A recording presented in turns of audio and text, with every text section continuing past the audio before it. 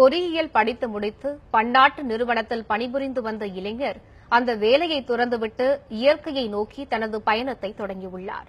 தமிழகம் முழுவதும் காடுகளை உருவாக்கும் அவரது முயற்சி குறித்த ஒரு சிறப்பு செய்தி தொகுப்பை தற்போது பார்க்கலாம். ஜனகன் தமிழகம் முழுவதும் காடுகளை உருவாக்க ஒரு வித்தியாசமான முயற்சியில் இறங்கியுள்ளார். பொறியியல் பட்டதாரியான இவர் பன்னாட்டு நிறுவனத்தில் பார்த்து வந்த வேலையை உதறிவிட்டு இயற்கையை நாடி தனது பயணத்தை மேற்கொண்டுள்ளார். ஆம், தமிழகத்தின் பாரம்பரிய மரங்களின் விதைகளை சேகரித்து அவற்றின் மூலம் விதைப்பந்துகளை உருவாக்கி வருகிறார்.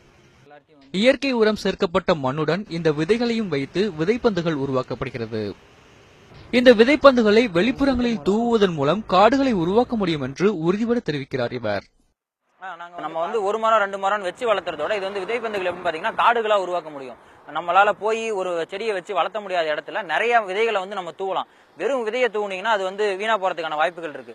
அதனால நம்ம என்ன பண்றோம்னா கொஞ்சோண்டு அதுல கொஞ்சம் மண்ணு எரு இதெல்லாம் கலந்து அது ஒரு பந்து மாதிரி உருட்டுறோம். அப்படி உருட்டும் போது என்ன ஆகுதுன்னா அது இறுகிறது.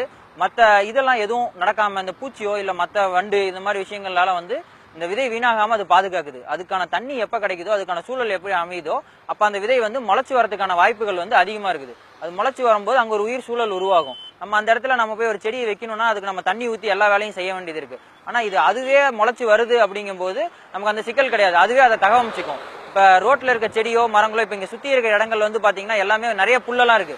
அது மழை கிடைக்கும் போது அதை வளர்த்திக்கும். ஆனா மழை இல்லங்கும் போது அது உயிரை பாதுகாத்துக்கிட்டு அது அப்படியே வளராம இருக்கும்.